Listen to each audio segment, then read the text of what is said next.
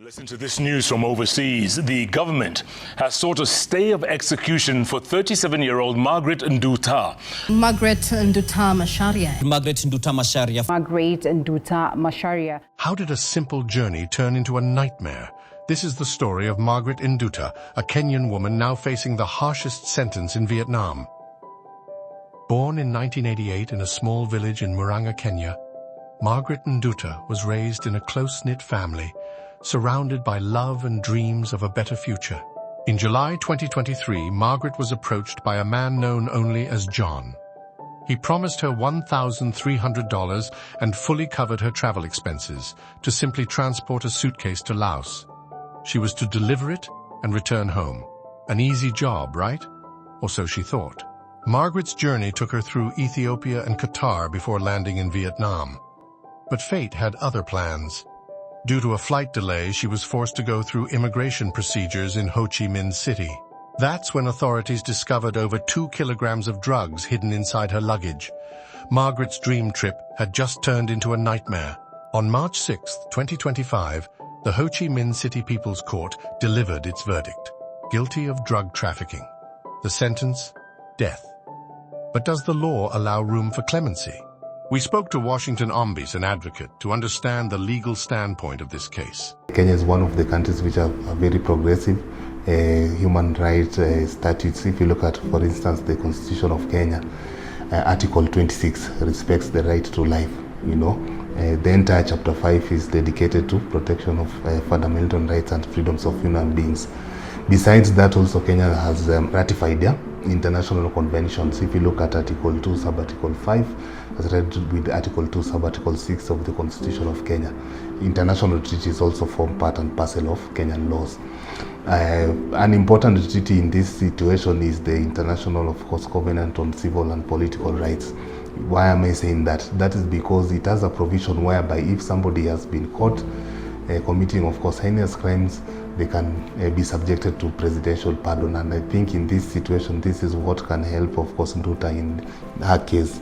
Because if under international law, public international law, there is the principle of territorial sovereignty. So best way forward will be for her to, of course, pray for her to get that presidential pardon under the provisions of the International Covenant of Civil and Political Rights. And that will be helpful, of course, in this case. Another thing, of course, this should be a good eye-opener for Kenya to develop, of course, proper relations with those East Asian countries, which, of course, they have those no drug policy, which will be adhered to by all citizens now. And of course, this is also an eye-opener to people who travel there and also in other countries, by extension. As news spread, pressure mounted. The Kenyan government, through the Ministry of Foreign Affairs, sought diplomatic channels to negotiate a middle ground. A glimmer of hope or a race against time? We are also working on instruments that are being negotiated by Ministry of Foreign Affairs and the Attorney General's office so that we can have mutual agreements on even how to deal with exchange of prisoners and so forth. And this is a process where you have to talk to each country separately because the rules may be different that would allow mutual exchange of those who either have almost concluded their term or they are about to end.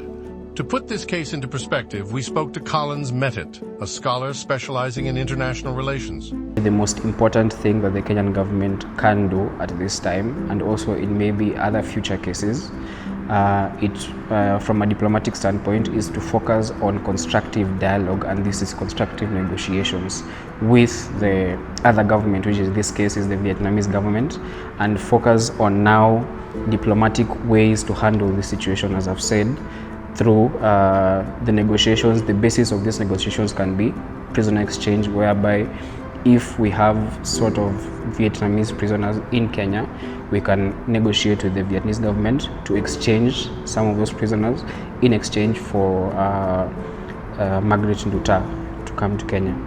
Of course, another way can still be through interests.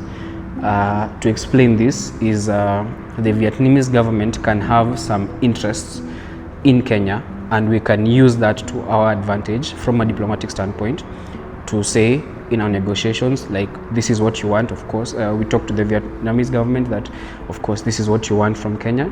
We shall give you this in exchange. You hand over Margaret Nduta to us. So that is how the diplomatic view of all of this, whereby now, of course, in diplomacy, we focus on the best way to solve situations without any conflict or any misunderstandings. Her family maintains her innocence, insisting she had no knowledge of the hidden drugs.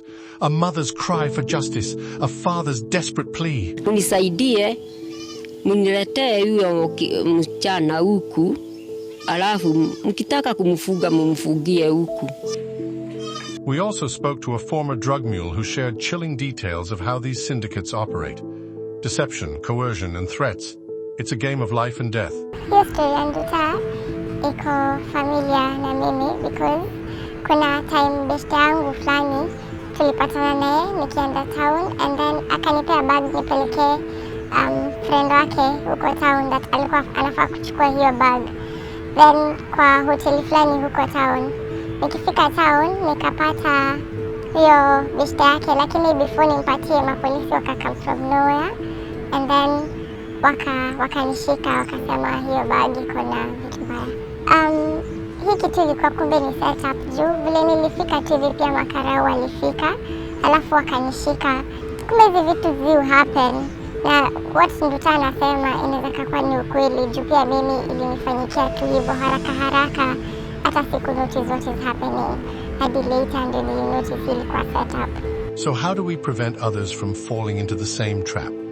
Awareness, vigilance, and tough conversations must take center stage. No amount of money is worth a lifetime behind bars, or worse. I will say that it is a responsibility that lies with both the individual and also the Kenyan state in this context. Why am I saying the Kenyan state in this context? The Kenyan state can, in its diplomatic functions, can offer sort of legal aid to its citizens in the diaspora. And this legal aid can help also the people in the diaspora, either working or studying in the diaspora, to know, first of all, the laws of the country that they are in, because some people may not be quite sure of the laws of the country they are in, and also to know these laws, to understand these laws, and also now to know how to carry themselves in that context, because these individuals do not have what we call diplomatic immunity. They are just individuals, they are not diplomats. That does not go to say that those with diplomatic immunity should be going about doing, of course, unlawful things. Of course, we should be careful. You know, life, you never know what happens, but we should be prayerful and, of course, just carry ourselves in a proper dignity. Mimi naambia my youth ni wakuwe careful, juu vitu huzi happen huku nje very fast. Unafaa tu kuwa careful, hata ukipewa kitu na pia beshte yako tu, jichunge tu juu anytime unaweza kuwa tu in trouble. As the clock ticks on Margaret Nduta's fate, a family waits in agony and a nation holds its breath. Will she return home? Or will her story be yet another tragic warning, one that we can only hope the world will finally listen to?